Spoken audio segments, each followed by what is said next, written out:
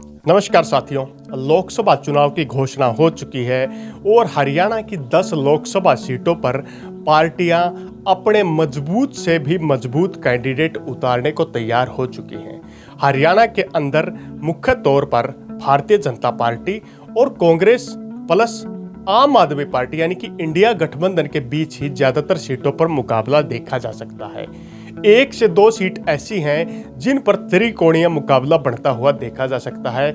आइए आज की वीडियो के माध्यम से जानते हैं कि कौन सा उम्मीदवार किस सीट पर जीत सकता है। सबसे पहले बात करते हैं हम अंबाला सीट की। हरियाणा के अंदर पिछले लोकसभा चुनाव में 10 की 10 सीटों पर भारतीय जनता पार्टी द्वारा जीत का परचम लहराया गया था, लेकिन इस बार ये जीत का परचम लगभग 4 से 6 सीटों के बीच में भी सिमट सकता है और इससे भी कुछ हद तक डाउन जा सकता है, क्योंकि इस बार वो जादू चलता हुआ दिखाई नहीं दे रहा जो पहली बार प्रधानमंत्री यानी कि बीजेपी के प्रधानमंत्री पद के उम्मीदवार के नाम पर चलता हुआ देखा जा सकता है।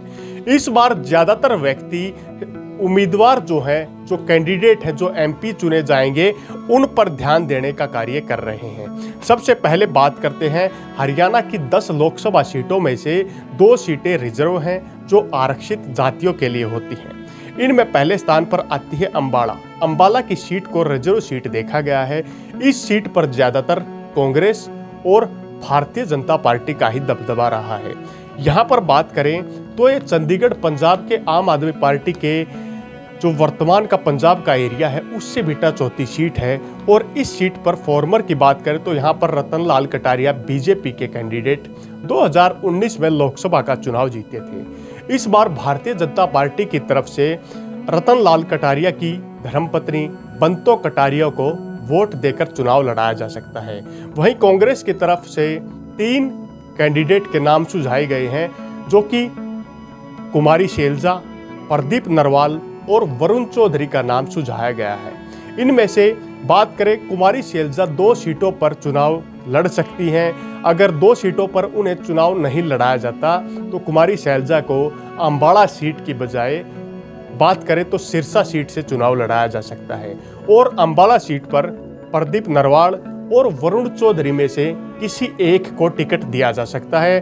बाकी जननायक जनता पार्टी और आईएनएलडी यहाँ पर काफ़ी कमज़ोर दिखाई दे रही हैं और अपने कैंडिडेट्स का नाम भी उन्होंने अब तक जारी करने का कार्य नहीं किया है। दूसरी सीट पर आते हैं। दूसरी सीट हरियाणा के अंदर करनाल लोकसभा सीट है। करनाल लोकसभा सीट पर 2019 की बात करें तो यहाँ पर काफ़ी बड़ी संख्या में भारतीय जनता पार्टी ने भारी मतों से संजय को विजयी करवाने का काम किया था। संजय भाटिया वर्तमान में करनाल लोकसभा सीट से बीजेपी के एमपी हैं और इनका टिकट यहां से काट करके हरियाणा के पूर्व मुख्यमंत्री मनोहर लाल खट्टर को दिया गया है। अगर करनाल लोकसभा क्षेत्र की बात करें तो ये एक पंजाबी बहुल सीट है। यहाँ पर सबसे ज़्यादा वोट पंजाबी समुदाय के हैं। इसके अलावा यहाँ पर जाट राजपूत भी अग्रणी भूमिका निभाने का कार्य करते हैं। पंजाबी समुदाय से पढ़ने वाले मनोहर लाल खट्टर को इसीलिए करनाल लोकसभा से टिकट देने का भी कार्य किया है। करनाल की बात करें तो यहाँ पर पूर्व विधायक भी रह चुके हैं मनोहर लाल खट्टर, इसलिए यहाँ पर उनका वर्चस्व काफ़ी तेजी से देखा जा सकता है। उन्हीं की टक्कर में बात करें तो कांग्रेस यहाँ पर मुकाबले में नजर आ रही है। कांग्रेस की तरफ से 2 कैंडिडेट्स के नाम सुझाने का कार्य किया गया था, जिनमें पूर्व हरियाणा के विधानसभा स्पीकर कुलदीप शर्मा और दूसरे कैंडिडेट वीरेंद्र राठौर को चुना गया था। इन दोनों कैंडिडेट्स में से जब कांग्रेस के द्वारा अंतर जो सर्वे होता है कि किस कैंडिडेट को जीत मिल सकती है तो वीरेंद्र राठौर कैंडिडेट को यहाँ से कांग्रेस की तरफ से चुनाव लड़ाया जा सकता है और वो यहाँ पर जीत हासिल भी कर सकते हैं। और ये एक टक्कर का मुकाबला भारतीय जनता पार्टी और कांग्रेस के बीच में करनाल लोकसभा क्षेत्र से होने वाला है। इनके अलावा अगर कांग्रेस किसी और कैंडिडेट को टिकट यहां से दे भी देती है तो मुकाबले में वो कैंडिडेट पिछड़ता हुआ नजर आने की पूरी संभावना है। यहां पर और पार्टियां जिनमें जननायक जनता पार्टी और इंडियन नेशनल लोकदल काफ़ी पीछे दिखाई दे रही हैं। कैंडिडेट के नाम भी इन पार्टियों के पास वर्तमान में नहीं दिख रहे हैं। तीसरा लोकसभा क्षेत्र आता है हरियाणा का सोनीपत लोकसभा क्षेत्र। सोनीपत लोकसभा क्षेत्र जीटी रोड पर दिल्ली के पास में पड़ता है और सोनीपत और जींद के एरिया को अटैच करने का भी काम करता है। सोनीपत लोकसभा क्षेत्र से अगर बात करें तो यहाँ पर वर्तमान में भारतीय जनता पार्टी के रमेश चंद्र कौशिक सांसद थे, जिन्होंने लगातार कई बार सोनीपत लोकसभा क्षेत्र से सांसद रह चुके हैं। अब की बार उनका टिकट काटा जा चुका है। कई ऐसे कारण रहे जिनके कारण उनका टिकट काटा गया है और भारतीय जनता पार्टी की तरफ से इस बार सोनीपत लोकसभा क्षेत्र से विधायक जो कि वर्तमान में है मोहन लाल बड़ोली को टिकट देने का काम किया है। मोहन लाल बड़ोली ब्राह्मण समाज से आते हैं और यहाँ पर सोनीपत क्षेत्र में ब्राह्मण समाज की वोटों की संख्या भी काफ़ी ज़्यादा है। अगर सोनीपत लोकसभा क्षेत्र के जातिगत फैक्टर की बात करें तो यहाँ पर सबसे ज़्यादा वोट जाट कैंडिडेट की हैं और यहाँ पर कई बार जाट एमपी भी रह चुके हैं। लेकिन इस बार जातिगत फैक्टर को देखते हुए भारतीय जनता पार्टी ने मोहन लाल बड़ोली को कैंडिडेट बनाने का कार्य किया है। वहीं दूसरी तरफ इंडिया और आम इंडिया गठबंधन के तहत कांग्रेस और आम आदमी पार्टी के साझे कैंडिडेट के रूप में यहां से लगभग सुरेंद्र दैया का नाम फाइनल करने का कार्य किया जा चुका है। वहीं कांग्रेस के दूसरे उम्मीदवार की बात करें तो जींद के गांगोली गांव से एक कैंडिडेट को भी चुनने का यहां पर काम किया जाने वाला था, लेकिन उनकी जगह पर लगभग सुरेंद्र दैया का नाम फाइनल रूप से देखा जा सकता है। वहीं जननायक जनता पार्टी यहां पर पूर्व की तरह कैंडिडेट दिग्विजय चौटाला को चुनाव में लड़ा सकती है, क्योंकि सोनीपत लोकसभा क्षेत्र से 2019 में भी दिग्विजय चौटाला को चुनाव लड़ाया गया था। इस बार ये त्रिकोणीय मुकाबला नहीं बोल सकते क्योंकि यहाँ पर दिग्विजय चौटाला काफी पिछड़े हुए दिखाई देते हैं। इस बार सोनीपत लोकसभा क्षेत्र में भी कांग्रेस और भारतीय जनता पार्टी के बीच मुकाबला देखा जा सकता है। चौथे स्थान पर आते हैं रोहतक लोकसभा क्षेत्र। रोहतक लोकसभा क्षेत्र से बीजेपी ने 2019 के चुनाव में कांग्रेस के पूर्व सांसद और पूर्व मुख्यमंत्री की बात करें भूपेंद्र सिंह हुड्डा के लड़के दीपेंद्र हुड्डा को हराने का कार्य किया था। यहां पर लगभग 5 से 7 हजार वोटों के मार्जिन से दीपेंद्र हुड्डा हार गए थे और डॉक्टर अरविंद शर्मा को यहां से एमपी चुना गया था। डॉक्टर अरविंद शर्मा से यहाँ के जो वोटर हैं वो काफ़ी नाराज़ दिखाई दे रहे हैं। खास तौर की बात करें तो रोहतक तक मेट्रो की परियोजना को लेकर काफ़ी लोग यहाँ पर नाराज़ दिखाई दे रहे हैं। 5 वर्ष के अंदर काफ़ी लोग कहते हैं कि वर्तमान सांसद ने कोई कार्य नहीं किए। इस बार बीजेपी की तरफ से दोबारा से डॉक्टर अरविंद शर्मा को ही चुना गया है। वहीं कांग्रेस और आम आदमी पार्टी के गठबंधन के कैंडिडेट दीपेंद्र हुड्डा को रोहतक लोकसभा क्षेत्र से कैंडिडेट बनाया गया है। इस बार दीपेंद्र हुड्डा यहां पर काफ़ी बढ़त लेते हुए दिखाई दे रहे हैं और आने वाले इस चुनाव में लगभग 90% संभावना बताई जा रही है कि दीपेंद्र हुड्डा ही रोहतक लोकसभा क्षेत्र से आने वाले समय में एमपी के रूप में चुने जाएंगे। रोहतक लोकसभा क्षेत्र और झज्जर जिले और रोहतक के लगभग 9 ब्लॉक से मिलकर बनती है, जिनमें लगभग कोसली से हर बार दीपेंद्र हुड्डा हारते हुए निकलते हैं, बाकी सीटों से लगभग जीतते हुए दिखाई देते हैं। इस बार रोहतक लोकसभा का मुकाबला देखने योग्य होगा और यहां से 2 कोणीय मुकाबला बढ़ता हुआ दिखाई दे रहा है। वहीं जननायक जनता पार्टी की तरफ से यहां से बहादुरगढ़ क्षेत्र से पूर्व उम्मीदवार बात करें और वर्तमान में पार्षद संजय दलाल को लोकसभा का चुनाव का कैंडिडेट बनाया जा सकता है। वे इस मुकाबले में काफ़ी पिछड़े हुए दिखाई दे रहे हैं, लेकिन यहां पर रोहतक लोकसभा क्षेत्र से दीपेंद्र हुड्डा ही जीतते हुए दिखाई देते हैं। चौथी सीट सिरसा लोकसभा क्षेत्र।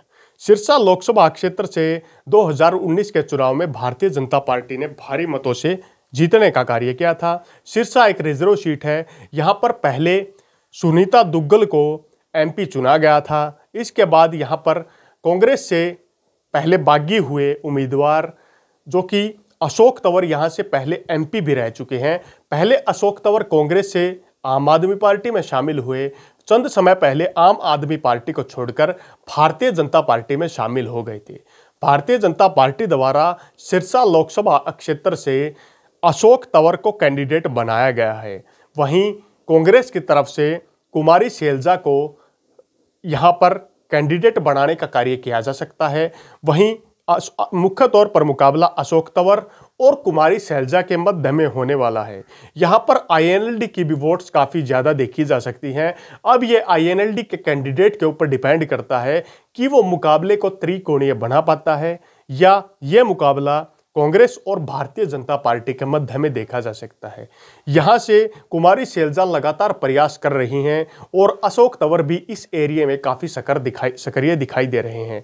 लेकिन अशोक तंवर बार बार पार्टी बदलने के कारण दल बदलू नेता के रूप में भी जाने लगे हैं और ये देखने का विषय होगा कि सिरसा रिजर्व सीट से इस बार कांग्रेस और बीजेपी में से कौन उम्मीदवार जीत पाता है। हमारा छठा लोकसभा क्षेत्र आता है कुरुक्षेत्र। कुरुक्षेत्र लोकसभा क्षेत्र से 2019 के लोकसभा चुनाव में नायब सिंह सैनी को चुना गया था। नायब सिंह सैनी को इस क्षेत्र से लोकसभा उम्मीदवार चुना गया था। वर्तमान सरकार द्वारा नायब सैनी को हरियाणा का मुख्यमंत्री बनाने का कार्य किया गया है। नायब सिंह सैनी की जगह इस बार पहले हरियाणा के अलग अलग क्षेत्रों से चुनाव लड़ने वाले नवीन जिंदल को, जो कि कांग्रेस पार्टी में कभी होते थे, आम भारतीय जनता पार्टी ज्वाइन करने के चंद घंटे बाद ही यहां से नवीन जिंदल को टिकट देने का कार्य किया गया है। नवीन जिंदल यहां क्षेत्र में अभी सक्रिय दिखाई बहुत कम दे रहे हैं, लेकिन नवीन जिंदल को भारतीय जनता पार्टी द्वारा कुरुक्षेत्र क्षेत्र से कैंडिडेट बनाने का कार्य किया गया है। वहीं दूसरी तरफ इंडिया गठबंधन के तहत आम आदमी पार्टी और कांग्रेस के तहत सुशील गुप्ता, जो कि वर्तमान में राज्यसभा के एमपी हैं, इन्हें इंडिया गठबंधन के तहत आम आदमी पार्टी और कांग्रेस पार्टी का उम्मीदवार चुना गया है। जो कि सुशील गुप्ता इस एरिया से ही बिलोंग करते हैं और कुरुक्षेत्र क्षेत्र में लगातार सक्रिय दिखाई दे रहे हैं। वहीं तीसरे मजबूत कैंडिडेट की बात करें तो इंडियन नेशनल लोकदल के अभय सिंह चौटाला भी कुरुक्षेत्र के मैदान में उतर चुके हैं। और अगर कुरुक्षेत्र के इतिहास को उठाकर देखा जाए तो कुरुक्षेत्र में लगातार भारी कैंडिडेट ही जीतते हुए दिखाई देते हैं। यहाँ के स्थानीय कैंडिडेट कभी भी इस क्षेत्र में दिखाई नहीं देते। वहीं नवीन जिंदल और मुख्य तौर पर बात करें तो अभय सिंह चौटाला दोनों अलग अलग लोकसभा और विधानसभा क्षेत्र से यहाँ पर चुनाव लड़ने आए हैं और ये मुकाबला त्रिकोणीय बनता हुआ दिखाई दे रहा है। कुरुक्षेत्र क्षेत्र में कुरुक्षेत्र के साथ में कैथल की सीटों की बात करें तो यहाँ पर सबसे ज़्यादा वोट जाट कैंडिडेट्स की दिखाई देती है। इसके बाद ब्राह्मण और सैनी समाज के कैंडिडेट भी बड़ी अग्रणी भूमिका में यहाँ पर दिखाई देते हैं। इसके अलावा कई और भी जातियाँ हैं जो यहाँ का समीकरण बनाने का और बिगाड़ने का कार्य कर सकती हैं। इस बार कुरुक्षेत्र लोकसभा का जो चुनाव होगा ये त्रिकोणीय चुनाव होने वाला है। इसमें नवीन जिंदल भारतीय जनता पार्टी, इंडिया गठबंधन से सुशील गुप्ता और इंडियन नेशनल लोकदल से अभय सिंह चौटाला कैंडिडेट के रूप में चुनाव लड़ने आए हैं। आता है फरीदाबाद लोकसभा क्षेत्र से कई बार एमपी रह चुके कृष्णपाल गुर्जर ने 2019 में भी भारतीय जनता पार्टी की टिकट पर चुनाव को जीतने का कार्य किया था। लेकिन इस बार 2024 के चुनाव में कृष्णपाल गुर्जर पर ही भारतीय जनता पार्टी ने दोबारा से मोहर लगाने का कार्य किया है और उन्हें चुनावी रण में उतारने का कार्य किया है। कांग्रेस फरीदाबाद सीट पर लगातार घूम रही है, लगातार कैंडिडेट्स को खोज रही है, जिसमें कांग्रेस की खोज में पहले स्थान पर आते हैं महेंद्र प्रताप सिंह, चौधरी महेंद्र प्रताप। ये पूर्व मंत्री रह चुके हैं और गुर्जर समुदाय से ताल्लुक रखते हैं। इनका काफ़ी बड़ा वोट बैंक इस एरिया में देखा जा सकता है। वहीं कांग्रेस के दूसरे जो उम्मीदवार बनाए जा सकते हैं उनमें पूर्व कांग्रेस विधायक करण सिंह दलाल को चुना जा सकता है। करण सिंह दलाल पूर्व एमपी रह चुके हैं और अपने एरिया में काफ़ी सक्रिय दिखाई देते हैं। वहीं तीसरे स्थान पर ब्राह्मण समाज से ताल्लुक रखने वाले फरीदाबाद क्षेत्र से नीरज शर्मा को कैंडिडेट बनाया जा सकता है। अगर फरीदाबाद लोकसभा क्षेत्र की बात करें तो फरीदाबाद और पलवल के क्षेत्रों में मिलकर यहां पर जाट गुर्जर वोटों का काफ़ी ज़्यादा संख्या में बहुत आयात देखा जा सकता है और यही एक निर्णायक भूमिका निभाने का यहाँ पर काम करते हैं। ब्राह्मण समाज की वोट भी इस एरिया में काफ़ी ज़्यादा देखी जा सकती है। अब आते हैं गुड़गांव लोकसभा क्षेत्र। गुरुग्राम लोकसभा क्षेत्र से 2019 के चुनाव में राव इंद्रजीत सिंह ने भारी मतों से चुनाव जीतने का कार्य किया था। इस बार 2024 के चुनाव में भारतीय जनता पार्टी द्वारा राव इंद्रजीत सिंह को ही कैंडिडेट बनाने का कार्य किया गया है। राव इंद्रजीत सिंह यादव समाज से ताल्लुक रखते हैं और अहिरवाल में काफ़ी अग्रणीय भूमिका निभाने का काम करते हैं। वहीं कांग्रेस की तरफ से यहाँ पर कैप्टन अजय यादव को दोबारा से मैदान में उतारा जा सकता है। वहीं एक बार कांग्रेस के बड़े नेता राज बब्बर का भी नाम सामने आया था। लेकिन यहाँ पर अगर गुड़गांव लोकसभा क्षेत्र की बात करें तो गुड़गांव लोकसभा क्षेत्र में सबसे ज़्यादा वोट पंजाबी और यादव समाज के देखे जा सकते हैं। इसके बाद जाट, गुर्जर और राजपूत भी अग्रणीय भूमिका में यहाँ पर नजर आते हैं। लेकिन यादव वोटों को समेटने के लिए भारतीय जनता पार्टी द्वारा राव इंद्रजीत सिंह को टिकट देने का कार्य किया जा चुका है। इसके बाद हम अगली सीट की ओर बढ़ते हैं, जिनमें भिवानी महेंद्रगढ़ लोकसभा क्षेत्र शामिल है। जिनमें भिवानी और महेंद्रगढ़ दोनों जिलों को शामिल करके लोकसभा क्षेत्र बनाया गया है।